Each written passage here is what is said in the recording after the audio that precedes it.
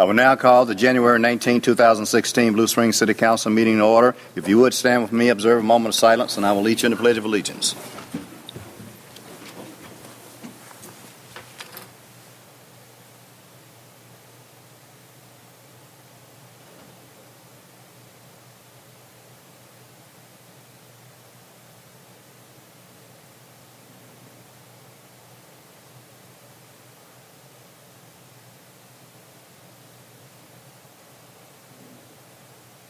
I pledge allegiance to the flag of the United States of America and to the republic for which it stands, one nation, under God, indivisible, with liberty and justice for all. You may be seated. I want to welcome you in attendance as well as those that might listen to the audio at a later time.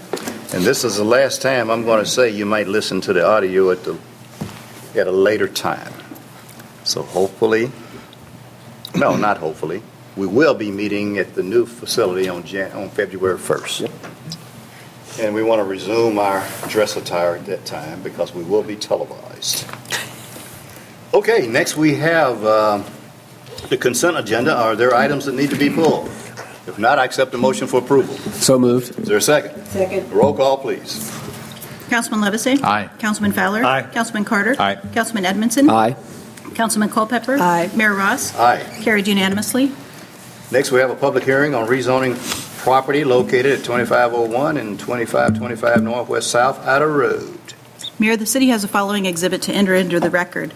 City Council information form with attachments, Planning Commission staff report with attachments of site location map, January 11, 2016 revised plat of survey, affidavit of publication in the Examiner on December 12, 2015, application with attachments 185-foot notification map, names, addresses of property owners within 185 feet of site, copy of letter sent to said property owners, Title IV Land Use Section, Blue Springs Code of Ordinances by reference, and 2014 Comprehensive Plan by reference and proposed ordinance. This is all we have to offer for the record. Thank you. Mr. Allen, on behalf of the city.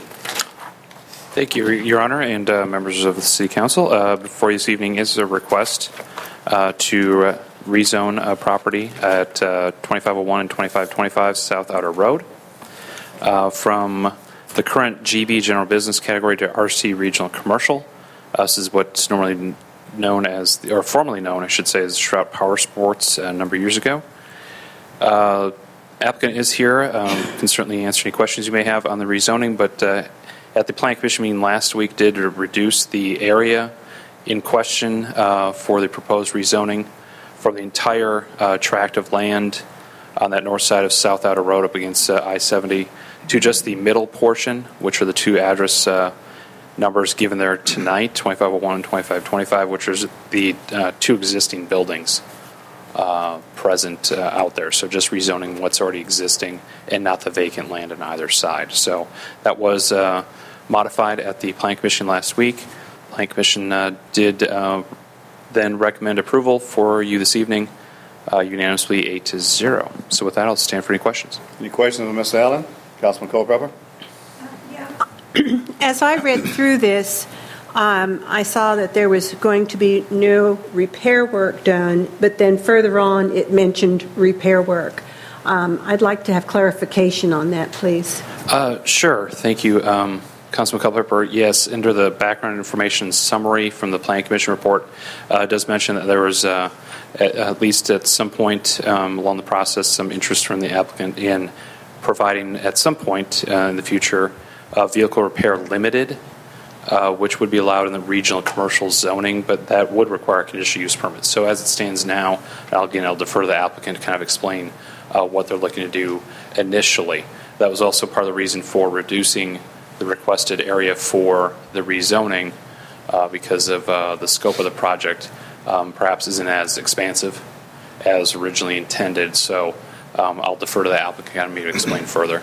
Okay, because I'd like to know what the difference is between limited repair and where those lines are drawn. Oh, sure. And I should say, again, I think at all times we, as staff, was referencing specifically from the UDC, quote, vehicle repair limited. So if you see any references to, quote, repair, it was with that in mind. So it may just be a semantics issue on our part in terms of making sure we're consistent with terminology, but it is referring to the limited repair option, not a full body shop, paint and body works type thing. But again, I'll defer to the applicant and explain more. All right, thank you. Councilman Levacy. Am I reading this correctly based on Councilman Culpepper's comments that vehicle repair limited is allowed under general business as well as it's currently zoned anyway? Or does it have to move to regional commercial for? It would be in regional commercial Okay. with conditional use permit under the new code. Okay, thank you. Any other questions of Mr. Allen?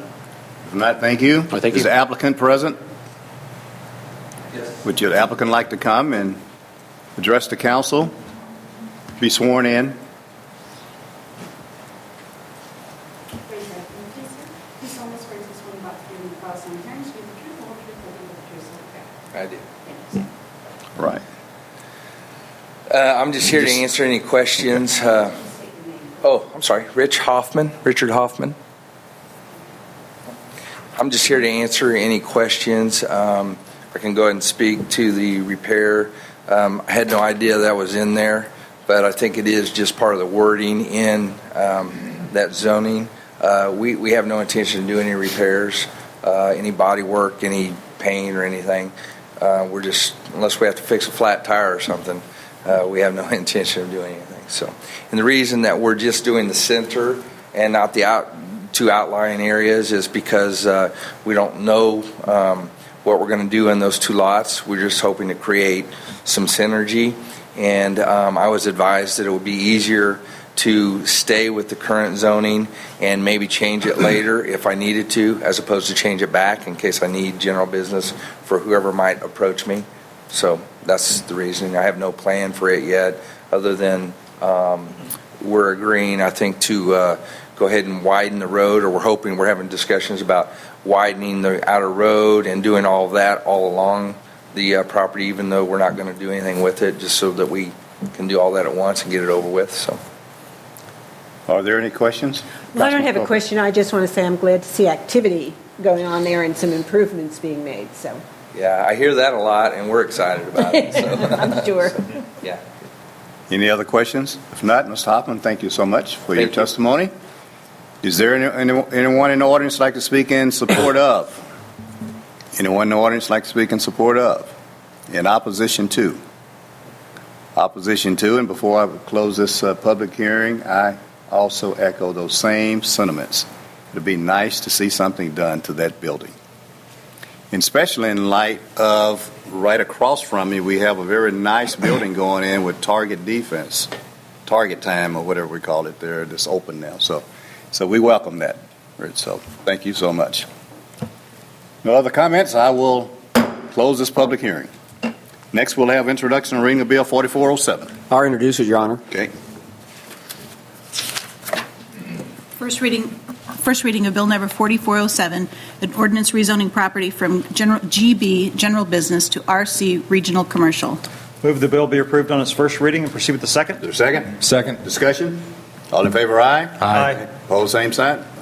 Second reading of Bill Number 4407, an ordinance rezoning property from GB General Business to RC Regional Commercial. Move the bill be approved on second reading, given the appropriate ordinance number. Is there a second? Second. Discussion? Roll call? Councilman Levacy? Aye. Councilman Fowler? Aye. Councilman Carter? Aye. Councilman Edmondson? Aye. Councilman Culpepper? Aye. Mayor Ross? Aye. Carried unanimously, given ordinance number 4580. Thank you. Next, we have another public hearing. Vacating street easement at Southwest Indigo Hill Drive, northwest of Southwest Elizabeth Street. Mayor, the city has the following exhibit to enter into the record. City Council information form with attachments of Planning Commission staff report with attachments, site location map, Exhibit A, vacation of a right-of-way easement with legal description, affidavit of publication in the Examiner on December 26, 2015, application with attachments of 185-foot notification map, names, addresses of property owners within 185 feet of site, copy of letter sent to said property owners, Title IV Land Use Section, Blue Springs Code of Ordinances by reference, 2014 Comprehensive Plan by reference, and proposed ordinance. This is all we have to offer for the record. Thank you. Ms. Allen, on behalf of the city. Thank you, Your Honor, and members of the council. Again, before this evening is a request to vacate a small portion of a street easement to allow for the Indigo Hills PUD's second plat to proceed with further development. The applicant, Woods Custom Homes, and Mr. Sean Woods is here this evening, as well, is requesting to vacate this small portion of street extension in the Indigo Hills residential subdivision just west of Elizabeth Street. This is part of a condition of a preliminary plat and the PUD concept plan approval from early last year. This small piece of the street extension is no longer needed since the applicant has redesigned the PUD so that single-family lots will be facing the cross street and lined along the cross street. So this small little piece is only about 1,500 square feet in size, needs to be vacated. The applicant has relocated the fire hydrant.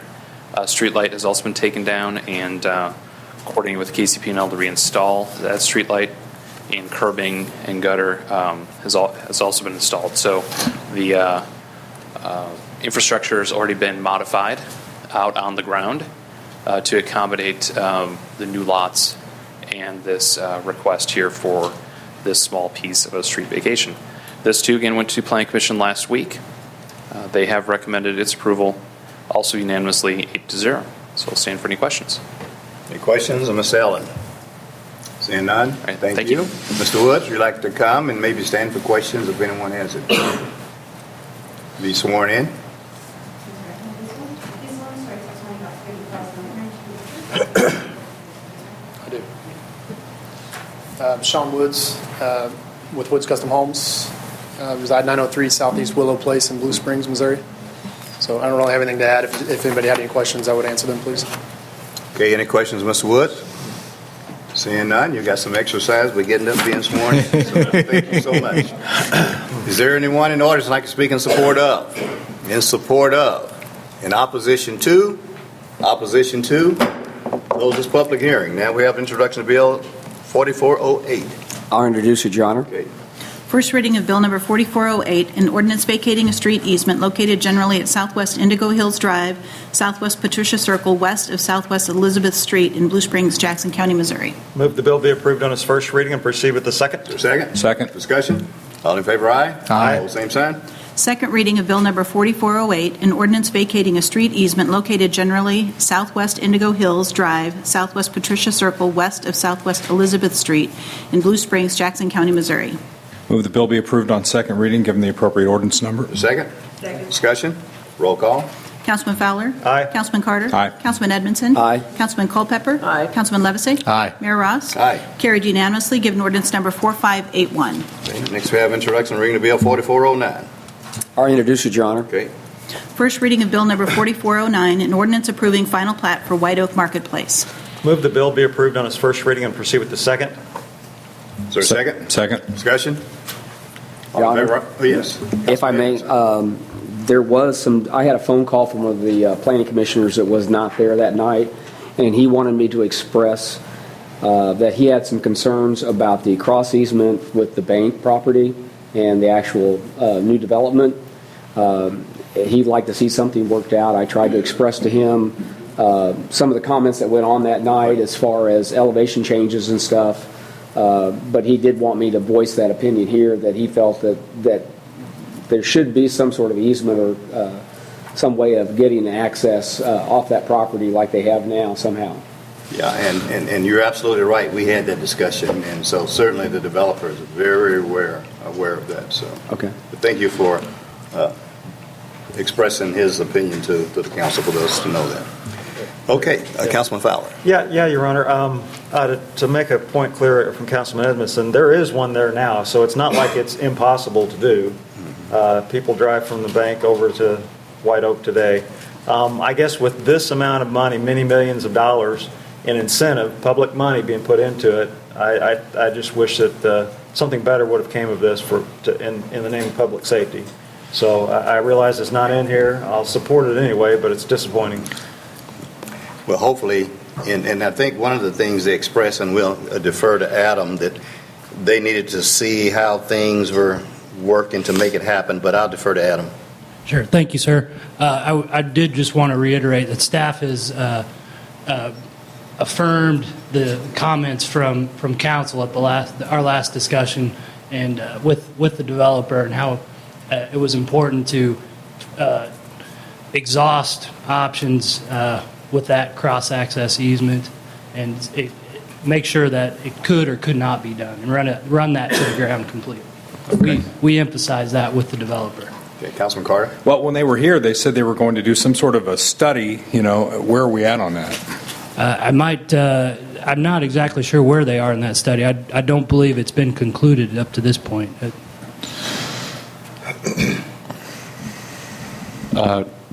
All we have is some communication that's been forwarded to us from the developer in relation to their discussions with Central Bank of the Midwest, and they did share that their facility management vice president noted that they were unable to find a way to make it work on any side. That's from an email. It's one of the last pages in your packet. So that's all we have from the developer, stating that they tried to make some headway with the bank regarding a cross-access easement. They've stated on other occasions, I think including last week at the Planning Commission, that they spoke with the bank on several occasions in order to see if they could make connection work. There's about an 8-foot grade difference between their finished elevation, and where the bank sits. So that was part of the problem. I know that there's an existing connection now, but with the regrading of the site, that's the real issue. So again, they provided an email. That's all we have in terms of any kind of documentation stating that they had any kind of communication with engineering firm and with central bank. So that's all we have. The email you're talking about is actually between the VP of facility management, the bank's VP, not the developer. Right, Okay. right. But with the developer, the developer's architect, I should say, yes. Gotcha. The developer's architect and the bank did have discussions. Councilman Edmondson? Well, as Mr. Allen had stated, that there is an elevation change there. There's also, you might note that on the west side of the boundary will be the stormwater retention area. And I think they said they had a 8 to 10 foot berm was going to go in there to help contain water. Am I off on that? That sounds approximate. Chris is shaking his head, and Jim. So I think that sounds accurate exactly. And there was some concern even from the Planning Commission last week.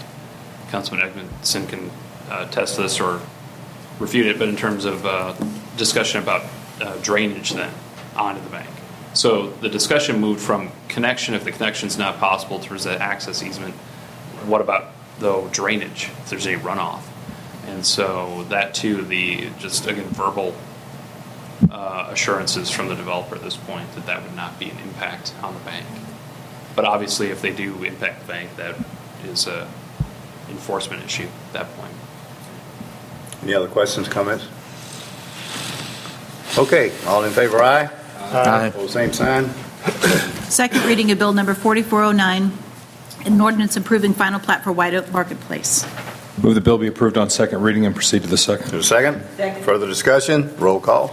Councilman Carter? I think I said that wrong. You got close enough. I got close enough? Aye. We got a corrector thing there. It'll read corrected in the Yeah, notes. Did you say C? that's correctly. Councilman Edmondson? Aye. Councilman Culpepper? Aye. Councilman Levesey? Aye. Councilman Fowler? Aye. Mayor Ross? Aye. Carried unanimously, given that ordinance number 4582. Okay, that brings us to mayoral announcements. As my newsletter indicated this past weekend, and it's always the same, it was a very busy weekend for me with Martin Luther King's birthday, that on Sundays had an opportunity to speak at all three services of the Blue Springs Christian Church.